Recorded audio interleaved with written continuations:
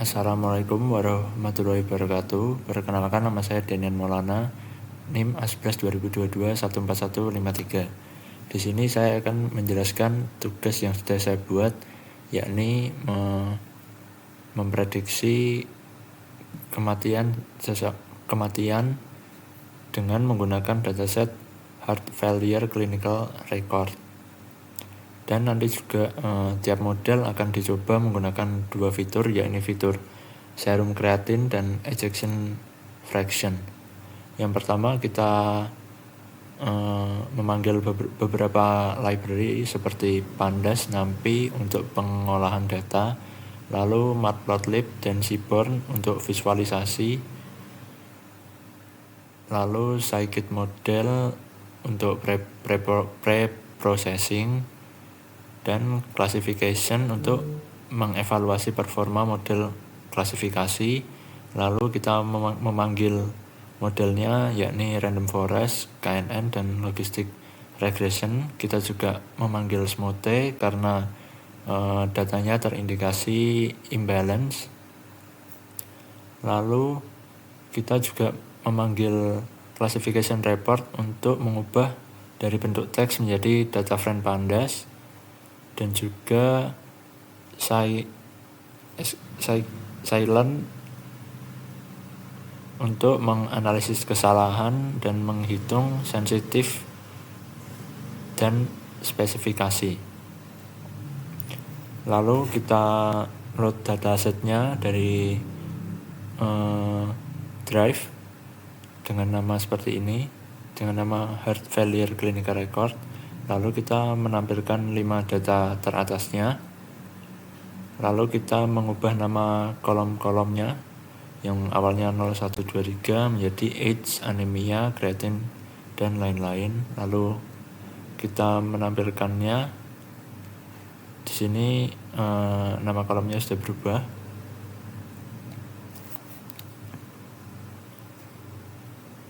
Lalu kita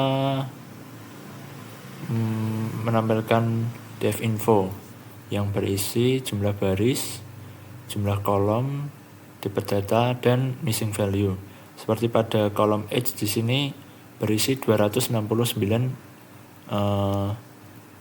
baris, yang di dataset seharusnya kan 299, berarti ada 30 nilai yang kosong. Lalu pada anemia terdapat 299, berarti tidak ada yang kosong. Di kreatin juga 284 terindikasi ada yang kosong, dan seterusnya. Lalu kita menggunakan df describe untuk memahami karakter numerik data. Di sini ada min, yakni adalah nilai rata-rata dari data suatu kolom. Dalam kolom usia, rata-rata usia adalah sekitar 61 tahun. Dan min adalah nilai paling kecil yang muncul pada kolom tersebut. Lalu di sini ada kuartal 1 yang berarti 51 sekian ini data berada di bawah nilai ini. Lalu untuk yang 50 dan 75, lalu untuk yang 50 berarti median, dan yang 75 data berada di bawah nilai ini. Lalu kita memvisualkan keseimbangan antara pasien hidup dan meninggal. Di sini terlihat jelas pada visualisasi data sangat tidak seimbang karena yang hidup di sini lebih dari 200 dan yang meninggal di sini kurang lebih 90-an lah. Sangat tidak seimbang. Lalu selanjutnya di sini kita menampilkan distribusi semua fitur numerik untuk mengidentifikasi bentuk sebaran data, normal atau skew, dan mengindikasi adanya outlier atau tidak. Di sini pada usia terlihat rentang usianya dari 40, mungkin ini sampai 100 atau 90. Dan mayoritas pasien berada di 50 dan 50 sampai 70 tahun. Distribusinya di sini skew ke kanan. Lalu untuk anemia di sini terlihat tidak seimbang. Lalu yang kreatin phosphokinase di sini terlihat outlier yang cukup ekstrim sampai ke 8000, dan distribusi sangat skew ke kanan.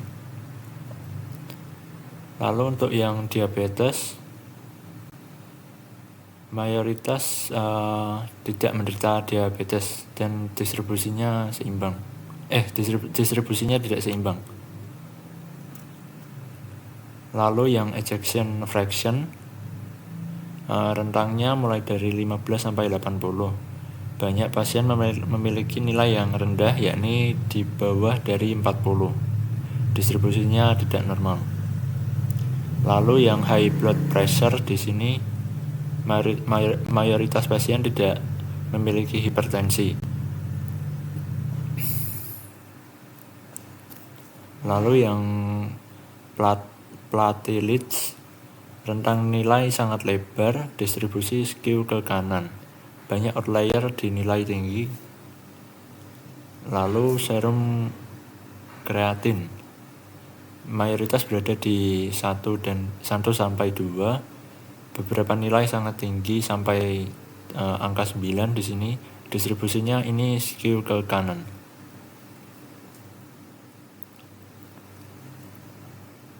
Lalu kita langsung ke smoking saja karena terlalu banyak.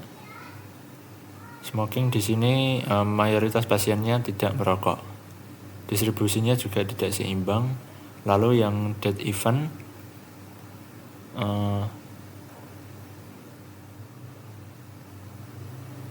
lebih banyak yang hidup daripada yang meninggal. Datasetnya tidak seimbang. Alasan kita menggunakan SMOTE. Lalu kita mengecek nilai kosong pada kolom seperti di awal tadi, cuman di sini langsung terlihat pada kolom H berapa nilai kosongnya. Di sini ada 30 pada kolom H, dan anemia tidak ada yang kosong. Lalu kreatin ada nilai kosong sebanyak 15, diabetes tidak ada, ejection fraction ada 3, high blood pressure tidak ada, platelets ada 30, serum kreatin tidak ada, serum sodium tidak ada, smoking ada 24 nilai kosong, time 0, death event juga 0. Lalu kita cek apakah ada baris yang duplikat. Di sini menunjukkan output tidak ada. Lalu di sini kita melihat nilai unik pada setiap kolom.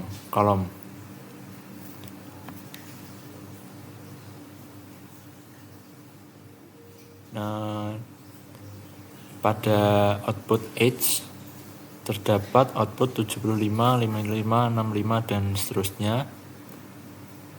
Di sini terdapat nilai none dan tidak ada nilai negatif. Lalu pada anemia, fitur biner dan kategorikal 0 dan 1. 0 dan 1, 0 berarti tidak anemia, 1 dan 1 anemia. Konsisten, tidak ada nilai lain. Lalu pada kreatin phosphokinase, rentang sangat lebar, yang terlihat dari 582 langsung ke 7000, 146, 981. Dan juga di sini terdapat none, perlu penanganan missing value. Lalu pada diabetes 0 dan 1,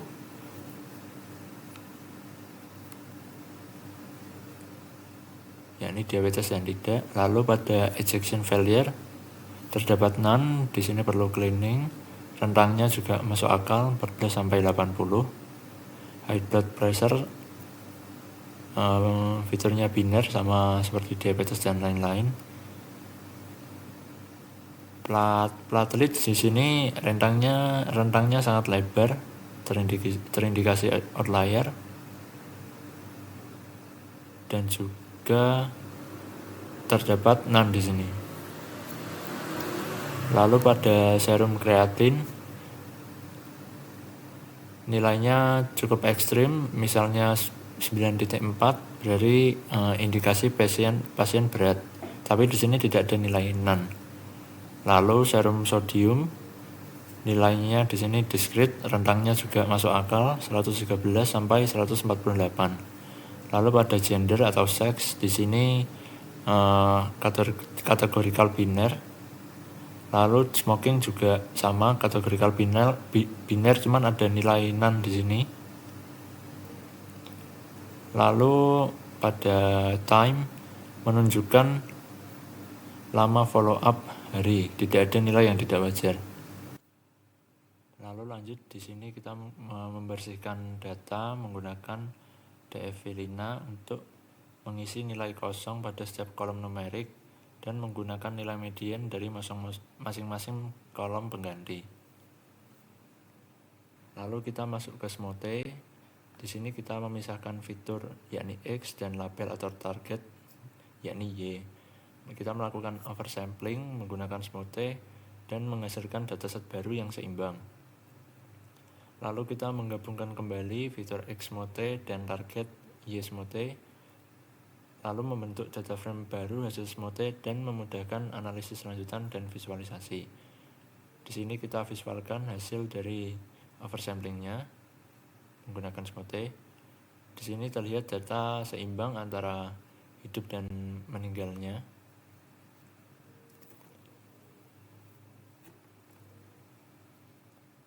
Lalu selanjutnya adalah mendeteksi dan memvisualkan outlier pada setiap fitur. Di sini pada platelets terlihat banyak titik di atas whisker, menunjukkan adanya nilai ekstrim. Lalu pada kreatin fosfokinase juga terlihat rentang yang lebar dan outlier mencerminkan kondisi klinis berat. Lalu pada serum kreatin di sini terlihat beberapa nilai tinggi, yakni pasien dengan fungsi ginjal yang buruk.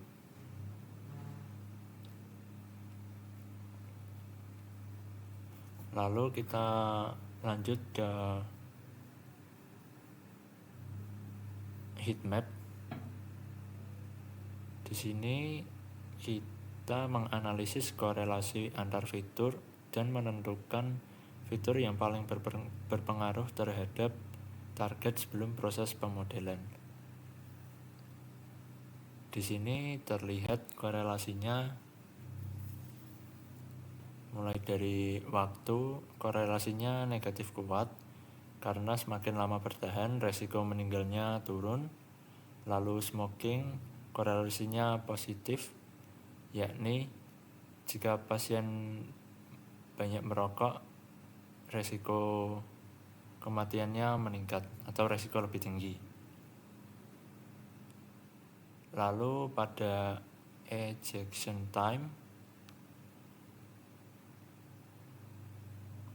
fraction.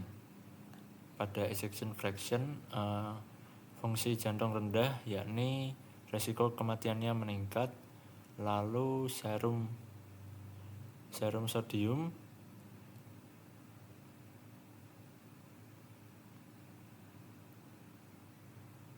lalu pada serum kreatin plus 0,31. Jika kerusakan ginjal maka resiko kematiannya meningkat. Lalu pada umur, di sini usia lebih tua resikonya lebih tinggi. Lalu pada serum sodium min 0,24, natrium rendah berarti resikonya juga meningkat. Lalu kita membuat skenario dengan pemodelan dengan dua fitur utama, yakni serum creatine dan ejection fraction. Di sini kita drop date event untuk memisahkan fitur X. Lalu Y2 fitur kita menyimpan label dan target.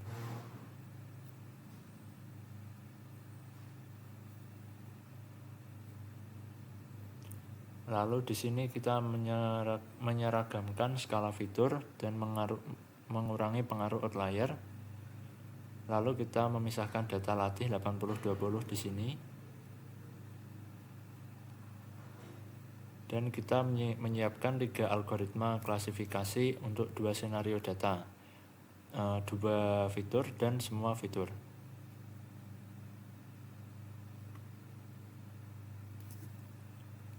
Di sini pada KNN, di sini kita menggunakan 3 algoritma, yakni random forest, KNN, dan logistic regression. Di sini pada model KNN dengan menggunakan semua fitur, precision pada 0 atau hidup yakni 0,82, recall-nya 0,80, event score-nya 0,84. Lalu pada yang meninggal 0,82, recall-nya 0,88, F-score-nya 0,84. Di sini korelasi metriknya yakni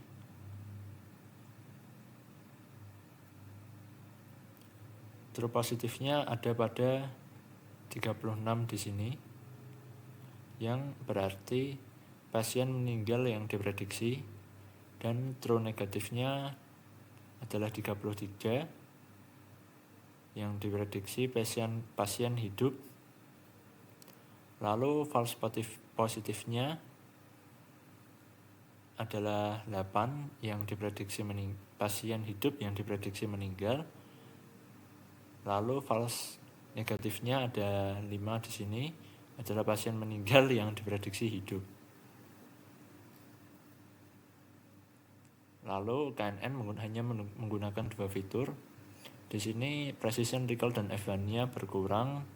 Namun saya lihat ya tidak terlalu jauh ya, karena hasil masih bisa mengikuti walaupun menggunakan 2 fitur. Di sini true positifnya adalah 31 dan true negatifnya 31 juga sama.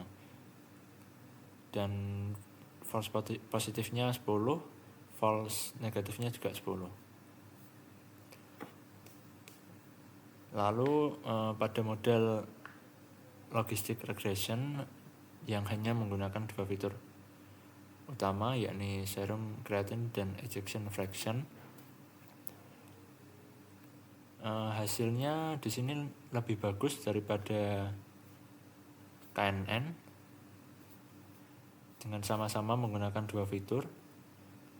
Walaupun precisionnya sama, tapi di sini recall dan event-nya cukup banyak jaraknya, yakni 0,04. 0,04. Di sini pada correlation metriknya true positifnya 30, true negatifnya 35, false positifnya 6, false negatifnya 11. Lalu pada all fiturnya, logistic regression all fitur, precisionnya lebih baik, recall-nya jauh lebih baik, F-band-nya lumayan, tidak ya lumayan naik 0,05. Di sini recall yang sama nih, naiknya lumayan sekitar 0,4, 0,5. Lalu pada korelasi metriknya, true negatifnya di sini adalah 37, true positif 32, false negatifnya 4, false positifnya 4, false negatifnya 9. Lalu yang model terakhirnya di sini random forest dengan menggunakan hanya dua fitur, presisinya 0,77, 0,73, 0,75, dan pada yang meninggal di sini 0,74, 78, dan 76. Di sini korelasi metriknya true negatifnya 30, true positifnya 32, false positifnya 11, dan false negatifnya 9. Lalu pada random forest semua fitur, di sini naiknya signifikan ya pada presisi 0,92, lalu recallnya juga signifikan 1 poin di sini 0,83, dan event score-nya lumayan 1,2.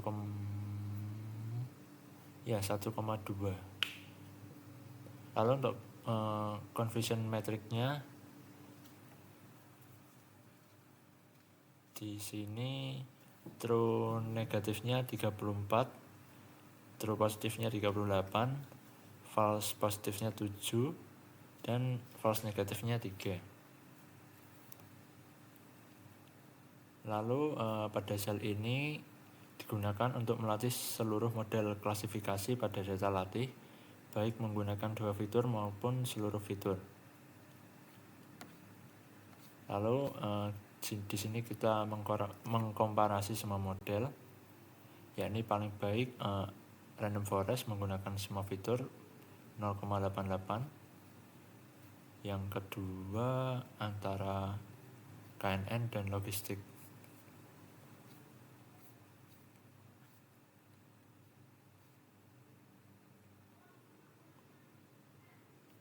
Di sini kita mengurutkan antara all fitur dan dua fitur mana yang lebih baik. Di sini pada all fitur yang terbaik adalah random forest dengan event score 0,88, dan pada dua fitur logistic regression yang paling baik dengan 0,77 regressionnya. Lalu kita mengambil 3 model dengan performa terbaik, yakni random forest all fitur dengan event score 0,88, logistic regression dengan event score 0,83, KNN all fitur 0,84. Di sini kesimpulannya adalah random forest dengan all fitur, model dengan all fitur bisa memprediksi lebih baik daripada dua fitur, walaupun hanya dengan dua fitur model bisa catch up dengan yang all fitur. Sekian presentasi dari saya, mohon maaf bila ada salah kata. Wassalamualaikum warahmatullahi wabarakatuh.